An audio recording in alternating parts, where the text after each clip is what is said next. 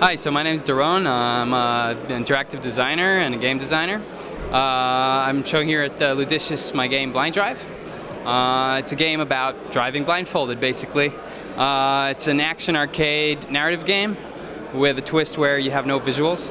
So basically, use your hearing to imagine what's going on around you, and that's how you play the game. What was the inspiration for having a video game without video?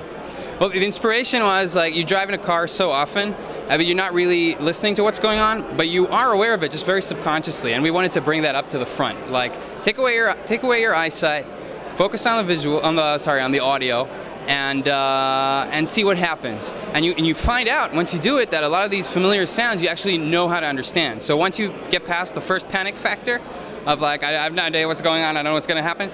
Then you start like, okay, I can imagine the road, I can imagine where I am, I can imagine what I'm doing with the steering wheel, and that's what we started out with, and then it was just a lot of fun, so we made a game out of it. When it comes to the story, talk a little about why you're driving blindfolded.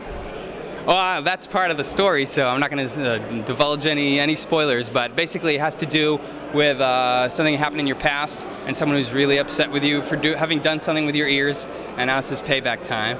But what turns out is that it's not exactly the payback that the kidnapper had in mind, so things go a bit bizarre from there.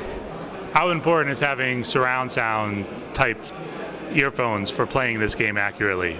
We actually designed the audio to be for regular earbuds, so it's not like you have to have a high fidelity sound.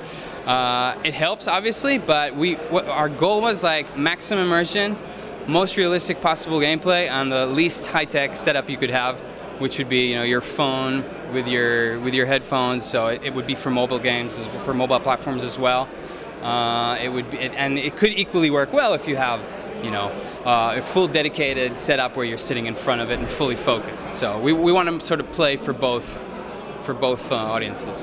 And what's the goal in terms of getting this out there to the public? Well, we've got a few months away from production. We're doing, away from release. We're doing like final stages of production. We're kind of adding more content and more story. That's like our final phase. And yeah, we want to get it out for mobile and desktop, like I said. That's pretty much it. Is this a potential console game? Console would be tricky. If you have a good audio setup in your living room, you could definitely play it. Actually, that's the way we play it when we're designing it. Like I work with it's me and a sound designer, and he has an amazing studio setup. So we listen to the sound coming everywhere. But you would have to have that at home, so it would be kind of a tricky thing for consoles. So it could work, but I'm not sure. I have to think about it.